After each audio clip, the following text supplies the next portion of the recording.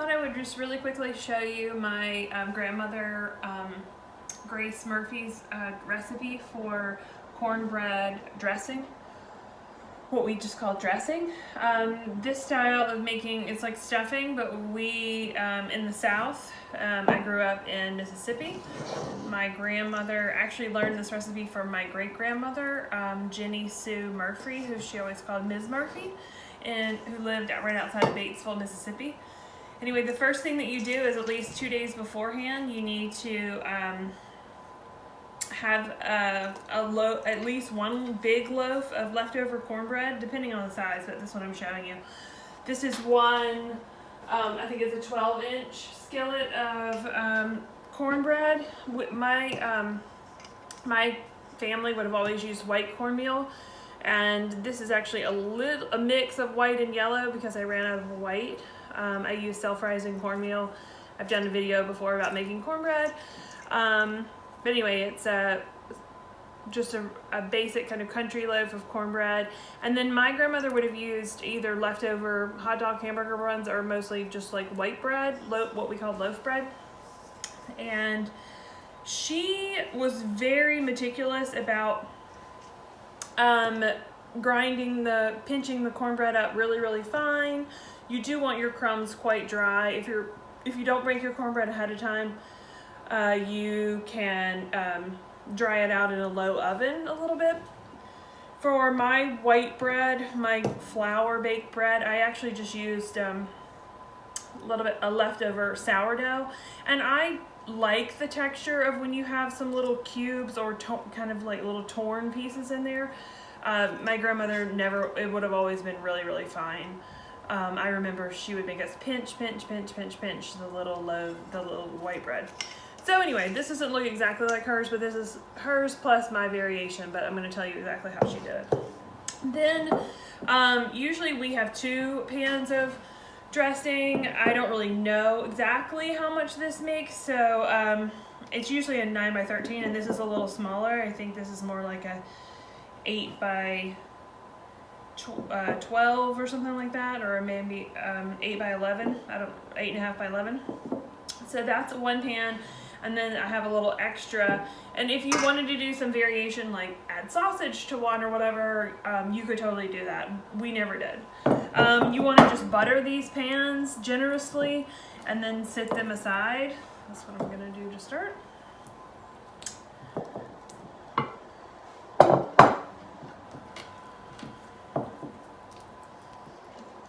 It's really generous. Probably don't need quite that much butter, but it won't hurt. Okay, I'm going to tell you a little bit about the other ingredients. Besides the cornbread, you need a lot of celery and onion. Yellow or white onion is good. I have a little bit of shallot in mine to bump it up a little, but she would just use onion and celery. I have about 2 cups of each. 4 raw eggs, that goes in at the end. Some poultry seasoning. These are 2 different types of poultry seasoning. You need some hard-boiled eggs. This is 2 hard-boiled eggs. This is my butter that I'm about to saute lightly just to soften my onion and celery. And then I have a little bit of fresh herb added to it. My great-grandmother probably had her own, like at least sage growing. This is sage and thyme.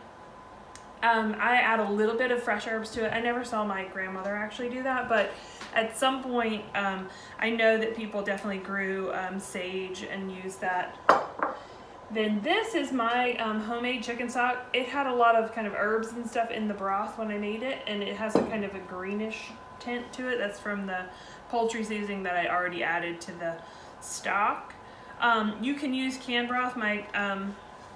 My grandmother actually often used just the regular old chicken broth, but she always said we had to, you have to have the drippings from your turkey to pour on top of the dressing after you've made it. I actually roasted some turkey wings, seasoned them with poultry season and roasted them, and already have the drippings mixed in with my stock here. Okay, so I'm gonna put this on. Sorry, I have apple pie in the way, it being Thanksgiving.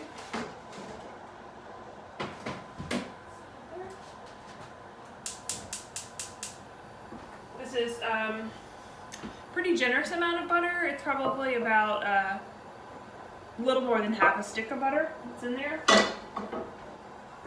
And once that gets hot, I'm just gonna dump the celery and the onion in there.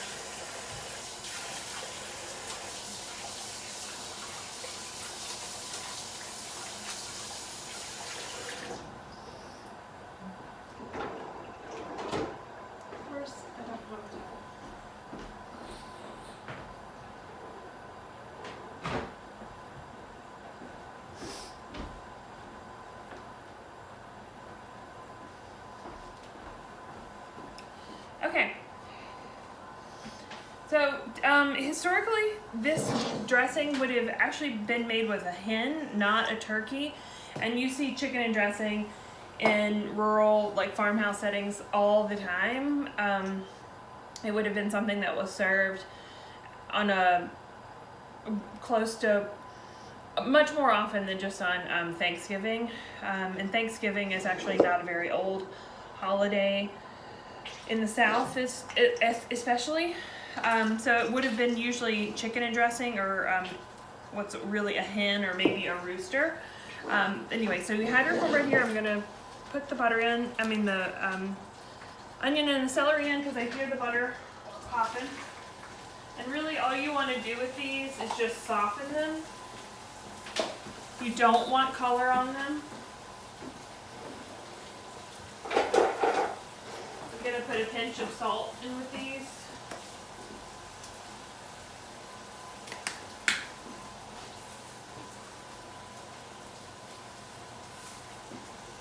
Right, while that's softening, we're gonna go ahead and season up our cornbread, okay?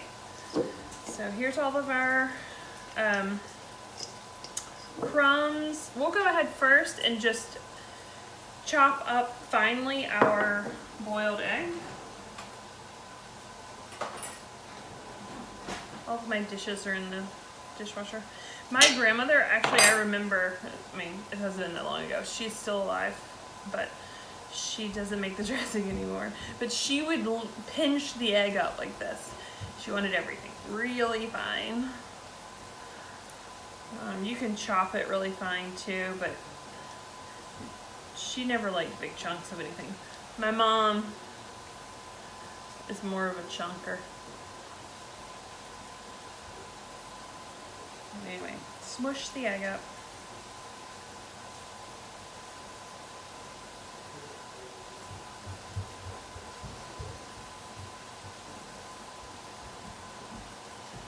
Now, an interesting thing about the boiled egg in there, you'll see this in a lot of old farmhouse type recipes, and that is when people used hens and turned them into chicken and dumplings or chicken and dressing, you'll often find that they add a little boiled egg to it. And I was reading once about an Indian style chicken curry that included eggs in it, and it gave an explanation that finally made all that make sense. And that is, when you take an old hen and you cook it, it often has eggs still inside of it that it hasn't quite laid yet, and that egg is often just part of the dish as well. So adding a little bit of boiled egg is sort of going back to that. Now, some people will actually add yellow food coloring to things, and that is supposedly, you'll see that in how chicken soup is yellow, and that's because when you use an old hen, it has a lot of this yellow fat in it, and that will tint everything yellow, so that sort of the yellow gives it a pretty color. I don't use food coloring, but I guess the yellow cornbread gives it a little bit of that too. The next thing that we're going to do, I'm going to stir my seasoning vegetables. Like I said, we don't want color. If your pan's too dry or anything, you can add a little bit more butter. Turn it down if it's getting... Now I'm just going to go ahead and pull off some of this thyme here. You don't want the stems in there.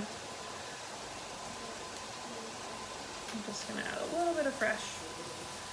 Just makes it yummy. I already have a lot of herb in my stock there, so if you use canned stock, you're gonna need to add more of dried or fresh herbs. Like I said, you don't have to have fresh herbs. You definitely have to have some type of poultry seasoning. Poultry seasoning is generally sage, mostly sage, but it also has thyme. Oh, actually this says thyme, sage, marjoram, rosemary, pepper, and nutmeg. I think Bell's rosemary, oregano, sage, ginger, marjoram, thyme, and pepper. Honestly, I know some people just use powdered sage. Sage is definitely the prominent flavor in the old-fashioned style Southern dressing.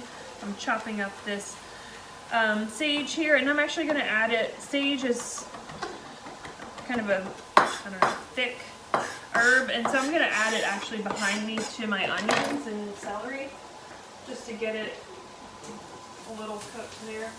You can also just throw your stems of thyme into your onions and celery that you're cooking and then pull it out, and it'll flavor that as a different way to get some flavor in it, but I'm just going to rub these and get a little bit more. Okay, so my grandmother always added the stock, the broth, just by look, going for what you want, and we always taste it for seasoning, salt and pepper and things like that, before you add your raw eggs, just to make sure you have it seasoned well. So this is black pepper, definitely want plenty of that. This is probably a little coarser ground than what my grandmother would have done. She definitely just used the kind in the box. Okay, so I'm gonna add a little salt, not a ton because I salted the other things. We'll taste that and add more. I'm gonna add a little bit of this poultry seasoning. Like I said, remember I have poultry seasoning in my broth, so I'm gonna add a little less than what you would need if you're using canned broth, okay? This broth is so green, it's crazy, but it's because I put sage in my broth. Actually, I'm gonna put my sage, my celery and onion in there. Now, if you don't like, if you don't want any texture at all to your celery and onion, then cook it longer. I actually like it to be just soft. I like a little texture. So, and I'm adding a lot of celery. You can add half that much if you don't like celery as much as I do. I like it a lot. All right, so now I'm just gonna stir the seasoning, the veg into that.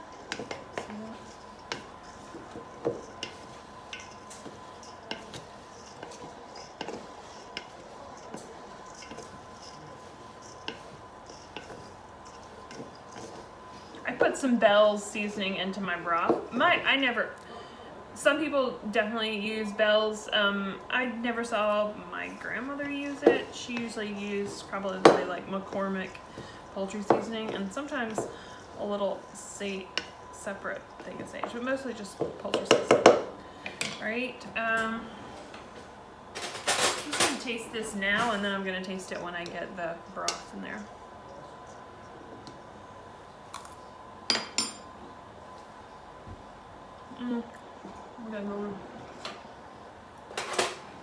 You have to be careful about how seasoned your broth is because you don't want to over salt. So I tried to season my broth well, but not make it too salty. You don't want it too salty. Yeah. Okay, I'm just gonna pour this in here. You can see that my broth had a lot of gelatin, collagen in it, so it was stiff, which is really nice and good. So I feel like I'm probably going to use that whole quart of broth there, but I just wanted to make sure. The drier your breadcrumbs, the more of the broth it's going to absorb. You want your broth to be quite wet, but not liquidy, not soupy. I'm just going to pour all of that in there. And I have some backup. I have some some canned broth if I need to add a little bit more, but I'm gonna do this and then add my eggs to it because they'll add a little bit more liquid to it, and see how that looks.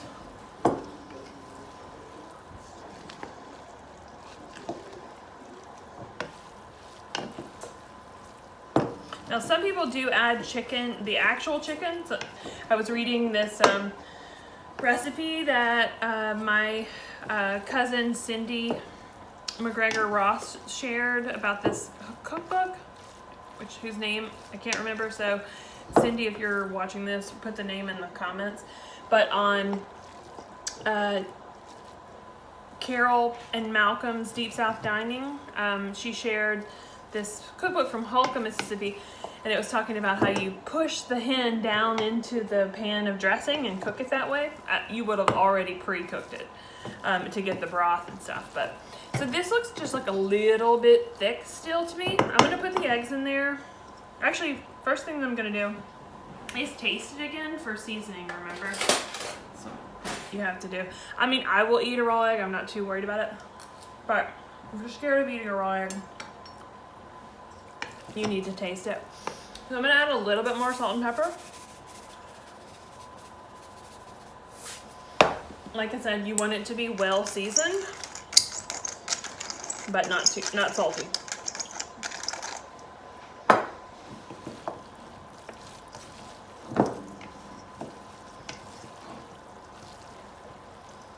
Alright, I'm gonna use all my spoons today.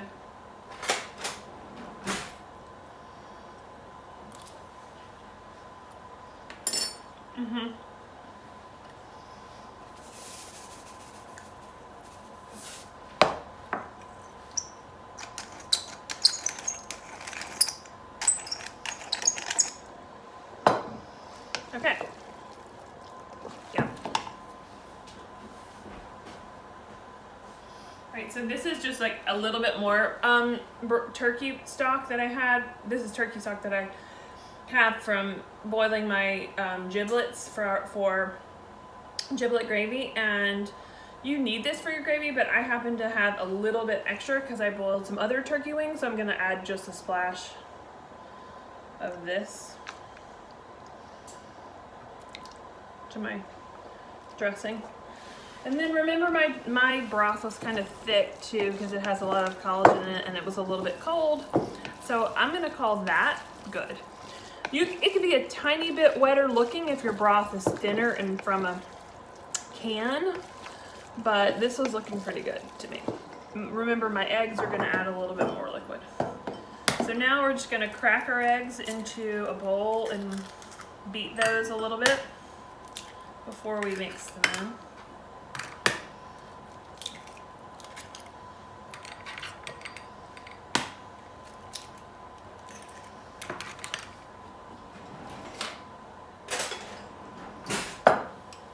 So I think she usually added 4 or 5 eggs for a 13 by 9 pan of dressing. This is, I think at least 4. So a lot of people don't add any eggs at all to their dressing, and that's fine. It's just a different style. My other grandmother definitely didn't add boiled eggs or raw eggs. The raw egg, when you add raw eggs to it, it kind of puffs up more into a little bit of a souffle or something, whereas without eggs, it just is a little bit, it's not as stuck together. The eggs kind of bind everything together too. Okay, this is looking good. This is what we want. You want it to be able to pour into your casserole dishes. Now, honestly, my grandmother's would have been just a hair more liquidy than that, but I think it's because she used canned broth, so I don't want to add any more. I think this is going to be just fine. So if you have canned broth, yours can be just a tiny bit. I'm just trying to show you the sort of the texture that we're going for. Okay, so anything that I didn't add. The one thing that we still need Although, like I said, I do have a little bit of drippings in there, as I'm gonna put my dressing into my pans here, and then I'm gonna cover them with foil and put them in the refrigerator to bake off tomorrow. And I'm gonna save them until my turkey is ready, and I'm gonna pour some of the drippings on top from my turkey on top and just sort of loosely mix them in, and then I'll bake off my dressing. The dressing, we usually bake it covered on probably 350, 375. You might have to now, my grandmother always, halfway through baking the dressing, she would actually stir it while it was in the casserole. I think she just did that because she had a tendency, her oven had a tendency to burn everything on the bottom, but that's what she always did. But you should check it, because it is certainly when you're on Thanksgiving Day, it's certainly easy to burn things on the bottom because you're pushing things in and out of the oven and have things on a different rack than maybe you normally would do it. Okay, so I'm gonna put these into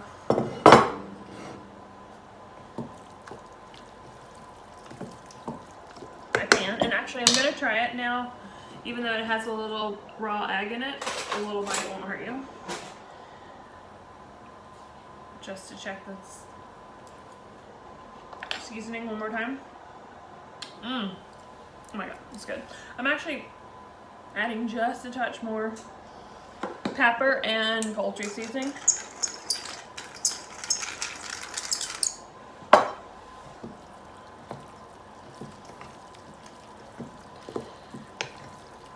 Okay.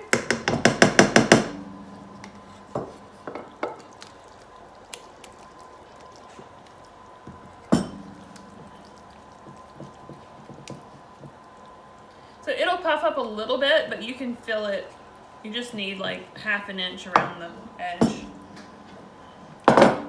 I can tell that mine definitely has a little bit more celery than what my my grandmother would have put in it.